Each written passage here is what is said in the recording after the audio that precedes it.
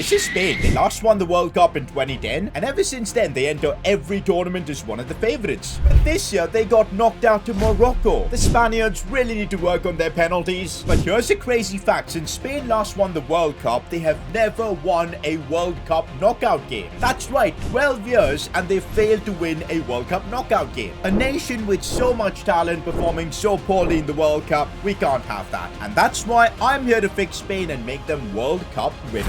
As the Spanish national team boss, first thing I'm gonna do is definitely not stream on Twitch like Luis Enrique. I'm kidding, his streams are fun, but come on man, at the World Cup, no distractions. First thing we gotta do is just look at the team. And instantly I realized the problem. Alvaro Morata, like he's a good striker, don't get me wrong, but he's the kind of player who can maybe get you goals, maybe he's gonna miss 10 chances out of 10. He's very unreliable. We need to find out a solution. Plus the wingers just, they don't have it man. Like Pablo Sarabia is not gonna win us the World Cup, but what is insane for Spain is their midfield. I love having Pedri in there, and even King Gavi himself. By the way, the Princess of Spain has a crush on Gavi. He might legit become a king. Sergio Busquets with 42 pace is sus, but I don't know what to do with him. At the back as well, the defense good, Laporte is decent, but the more I think about it, this Spanish team has a lot of problems. But we'll figure it out. We'll work our way to finding out stuff to make it work. But getting out of this group itself is going to be a real challenge. Spain did it in real life, but it was tremendous. They almost got knocked out. We need to top the group so we can get a reasonable draw. So after going through the squad for a good 20 minutes, I finally decided on what my team is going to look like. I'm sorry guys, Sergio Busquets as a starter, I don't like the idea of. It's bad. Marcos Llorente though I think could really play that position well. We have Dani Carvajal at right back and that's perfectly fine. Jordi Alba at left back too, perfect. Pedri Gavi in the midfield is what I want to go with, but up forward is where I'm making a change. I do not trust Alvaro Morata to be the man as a starter, so we're gonna go with a false 9 formation with Asensio being that center forward. They once said his left foot is just as good as Messi. I very much doubt that, but if he can do the job for us over these 7 games, that's a dub. We'll have Torres and Olmo as the wingers and a good bench, and let's see how things go. Objective surviving the group stage begins now. The World Cup begins now, and our first game is against Costa Rica. We're expected to win this and win it big. I was really intrigued to see if our Asensio center forward experiment's gonna work, and guess what? It did. Carvajal looking inside for Asensio, and that's exactly why we have him on the pitch.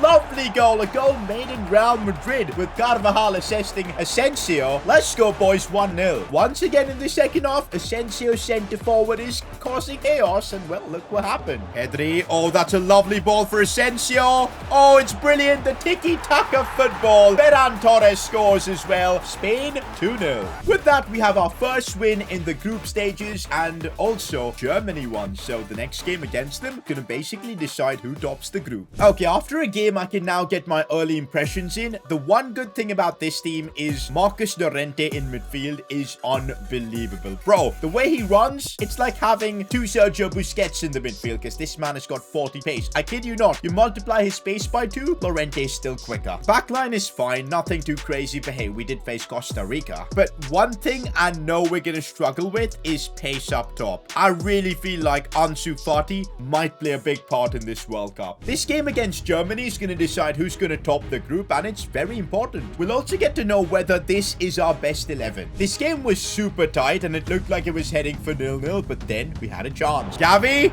found a bit of space off the post. That Gavi shot was literally the only chance of the game, and yes, we end up drawing 0-0 to Germany, and this was alarm bells for us. We're still top of the group, and as long as we beat Japan in a convincing fashion, I reckon we should be able to top this group. But the problem is, in the knockouts, if we get another 0-0 draw, you know these frauds on penalties are gonna absolutely just bottle it. So we can't let games go 0-0 and end up going to knockout penalties. We can't. And the issue against Germany, I found, is the lack of pace. Dani Olmo is a fantastic player, but on the wing, I need pace, and Ansu Fati gives me that. We'll use Dani Olmo as more of an impact sub. Another thing I want to try is Eric Garcia at the back. Don't get me wrong, Pau Torres is good, but for the way we want to play, I would rather have a ball-playing backline of Laporte and Eric Garcia. Let's give this a go. With the way this group is, this is an absolutely must-win game for us. This is a World Cup game. You'd expect us to win, but but anything can happen as Japan almost scored. Okay, this is bad off the crossbar. No, that might go in. No, it doesn't. Japan almost scored. One thing's for sure, the decision to play Eric Garcia has paid off. The help and build-up that he was providing gave us a goal. Look at Eric Garcia driving the ball forward, just what we want from him, and that's going to now start an attack. Asensio looking inside, proper chance on his weaker right foot, and he's actually scored. That deserves a lot of credit for Eric Garcia. Spain get the lead against Japan. Even though we scored, for some reason we had no control over the game. Like, Japan were creating chance after chance. Oh, they might actually score. They've missed. Japan, they've seriously had the chances. And at halftime, it was important we make a change. So to get more control over this game, I decided to sub in Sergio Busquets for Carvajal. You might be thinking I'm crazy, but I'm going to put Busquets at CDM, Llorente at right back, so that we have his physicality. We also now need to keep the ball, so that's why Ansu's going to come off for Dani Olmo, and we'll bring him a little more inside so he can help us keep possession. And that decision paid off. Sergio Busquets made it a lot calmer for us. Sergio Busquets. Oh, that's what he does. That's what he does. Let's go. And soon after, the endless possession we were having resulted in a goal. Asensio looking for that pass for Olmo. Cut back for Gavi. Proper chance, and Gavi, King Gavi scores. Come on, 2-0. It should be done. We end the game beating Japan 3-1, but sadly, Germany still end up topping the group. To be honest, we were unbeaten. There was nothing more we could do. Over 65% of you guys that watch my videos haven't subscribed. We're trying to hit 600k. Hopefully, you guys can help me out by subscribing to the channel. And now, it's time to get ready for the knockouts. We're gonna face the winner of Group F, and it's Belgium, who've been unbelievable in this alternate reality. Spain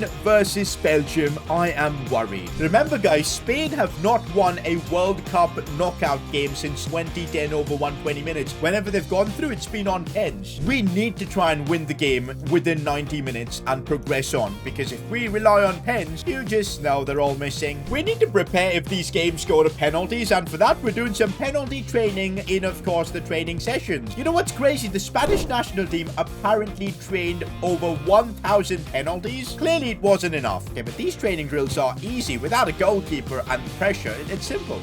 My man still missed. What? Finally, we now have a goalkeeper to actually try out some penalties against. What are we going to do? Going down the middle, I think, is going to be a good strategy. Look at this pen, boys. Oh, that's what's up. Gonna try cheeky Panenka. Okay, now I think I'm ready for the World Cup. It's time to send Belgium home. The last thing you'd want to ever do is concede in a World Cup knockout game, because then the pressure, unbelievable. But guess what did we just do? No.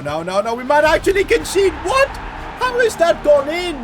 Bro, we're 1-0 down. One thing Spain were good at World Cups was not conceding, and well, what was that? For the first time, we were in a situation where we need to score, and we were actually putting good pressure. Oh, this team is pressing now. We are creating now, and we almost scored. Ansu looking for Asensio. No! Come on. We're putting all the pressure, but the goal is just lacking. And finally, all that pressure we were putting in the second half paid off. I see you, Ferran. Massive chance, and he's managed to score. We get the equalizer. The pace of Ferran Torres. Come on. Unlike the Spain of the last decade, we were not willing to let this game go to penalties, and we kept putting the pressure, and finally, it paid off. Ferran Torres.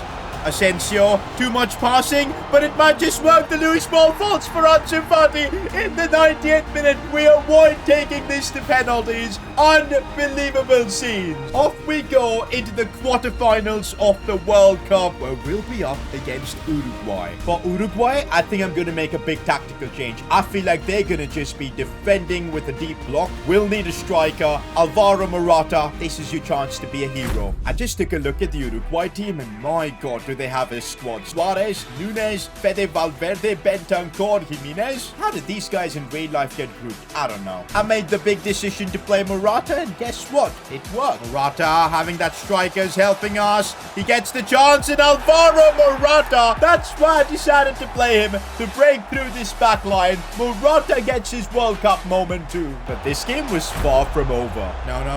Cavani, what a save from Unai Simon. Come on. But our strategy in this game was not to be happy with 1-0. We kept going for goals, and in the end, it paid off. Oh, what a pass for Ferran. How did we sneak that that through. That is such a good goal. Gavi with the assist. Ferran Torres is having a ridiculous World Cup. 2-0 is how the game finishes, and we've knocked Uruguay out of the World Cup. Off we now go to the semi-finals, where we're going to be up against England. England have Raheem Sterling, who's in the form of his life in this World Cup, top scorer of the tournament. We need to be careful. Against England, I think I'm going to revert back to having a centre forward to just be able to control more of the game. This is going to be our toughest challenge yet. Let's do this. We started off this game really well, keeping possession, and finally we had our first chance. There we go with Ansu Fati. Oh, that's a nice pass. Nice pass for Ferran Torres. No, he's put it wide. Our dominance was clear, and then we showed the world what Spain is really about. Oh, Spain. Oh, Spain. That is the most Spanish goal you'll ever see. Just passing in the box for fun, and Pedri with a magical turn. England are mudded. It's no coming home. And in the second half, Pedri showed his class, and the entire Spanish national team did too. Pedri has really come alive now. This is now his tournament. Looks for Gavi. Carvajal.